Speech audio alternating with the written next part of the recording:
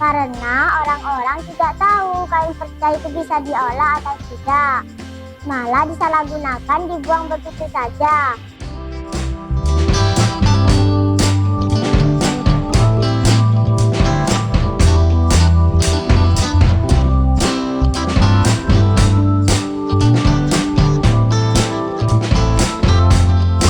Halo Sobat Hijau, perkenalkan nama saya Wildal Alu. Saya dari SDN Unokusumo 6 Surabaya. Saya peserta Putri Lingkungan Hidup tahun 2024 dengan nomor peserta 566. Judul proyek saya yaitu berjudul Kancang Manik. Kepanjangan dari kerajinan kain perca menarik dan unik. Kain perca adalah potong-potongan kain dari penjahit atau kain yang tidak terpakai. Karena saya merasa miris melihat orang banyak memakai tas kresek atau kantong plastik. Yang kedua, orang-orang banyak yang membuang kain perca di sekitar rumah saya. Jadi saya ingin mengambil dan mengolahnya kain perca tersebut menjadi barang yang menarik dan unik. Saya bisa menjahit mulai dulu kelas 4. Saya diajari oleh beliau yaitu Bu Sri Minarti. Saya mengolah kain perca agar orang-orang tidak memakai tas kresek lagi maupun tas kantong plastik. Kain yang dari tetangga saya olah menjadi tas tote bag agar orang-orang tidak memakai kantong plastik lagi maupun tas kresek.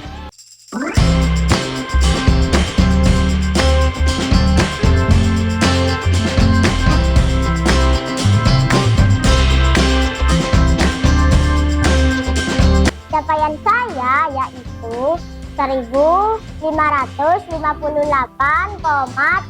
kg kain perca.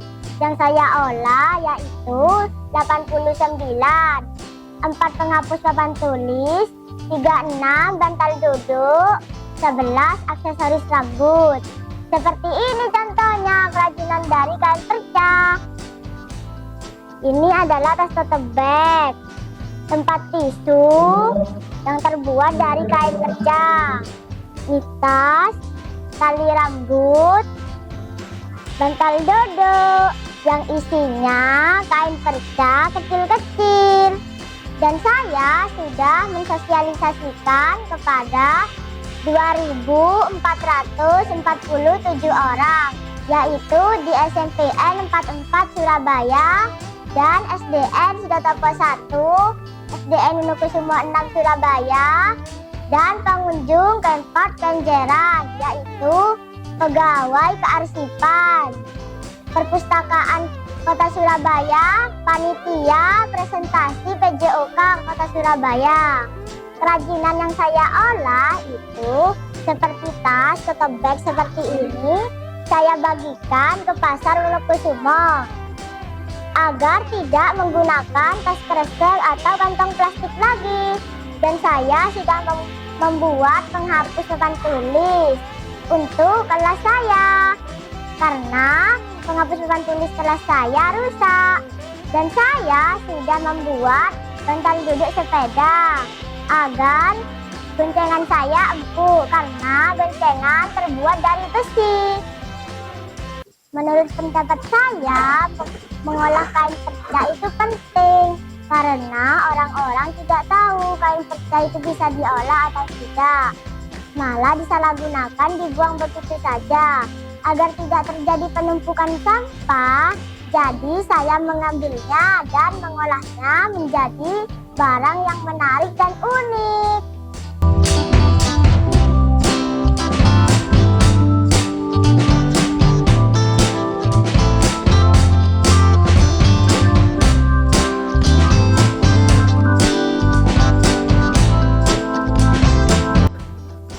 Tips atau trik pengolahan kain perca yang menarik dan unik, yaitu dengan memilah-milah kain perca.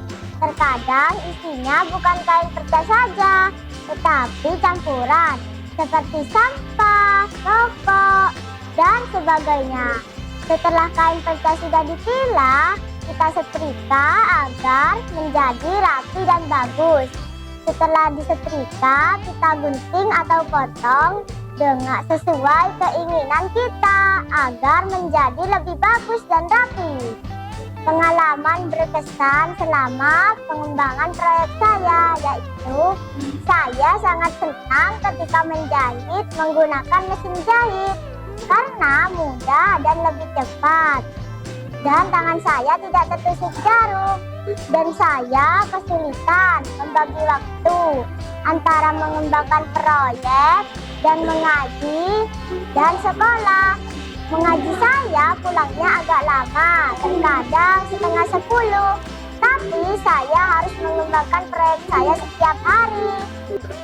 Keluarga saya sangat mensupport dan mendukung, apalagi suami saya mendukung sekali.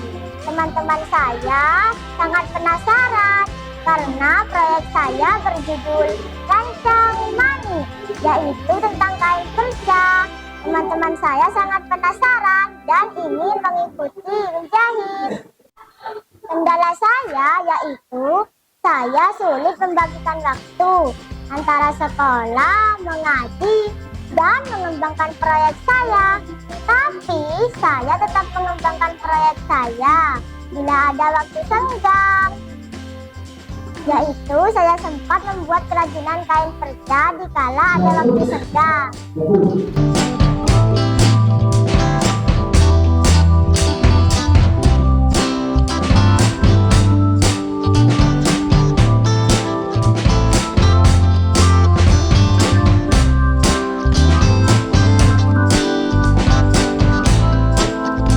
Rencana saya ke depannya, saya ingin membuat proyek saya lebih bervariasi dan berinovasi.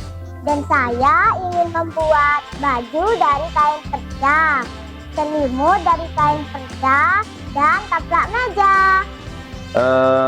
Tanggapan saya selaku Kepala Sekolah SDN Wonokusumo 6 terhadap Firda, siswa kelas 4, sungguh luar biasa, di mana sekolah SD sudah bisa mengumpulkan beberapa ton barang bekas yang berbentuk kain perca. Anak Wirja ini terarah, artinya dia memanfaatkan waktu luangnya untuk suatu kemaslahatan, di mana informasi awal bahwa ini diperuntukkan untuk sekolah, artinya diletakkan di ruang baca perpustakaan. Di ruang baca itu banyak sekali pengunjung karena kami ada pengentasan, yaitu program membaca.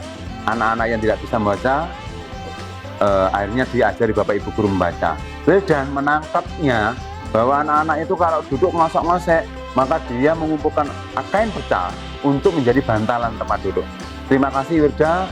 Semoga ini bermanfaat untuk adik-adikmu dan kakak-kakakmu, adik-adikmu pastinya yang tidak bisa baca kelas 1, 2, 3. Kelak Bapak akan menghargai, nanti teringatmu akan dihargai sama Pak Rio.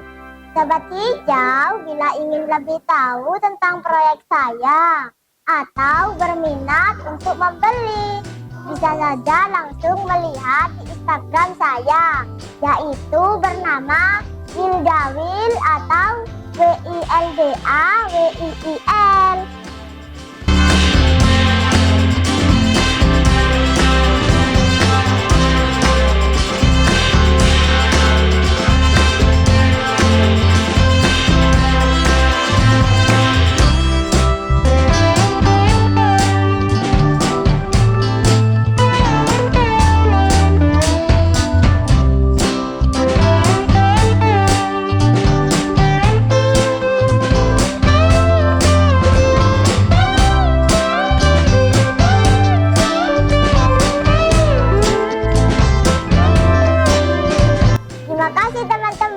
Sudah menyaksikan proyek saya. Jangan lupa klik subscribe and like di YouTube Tunas Hijau. Pangput LH 2024. Siap, peduli, produktif, anti rebahan, dan mendunia. Lestari. Wassalamualaikum warahmatullahi wabarakatuh.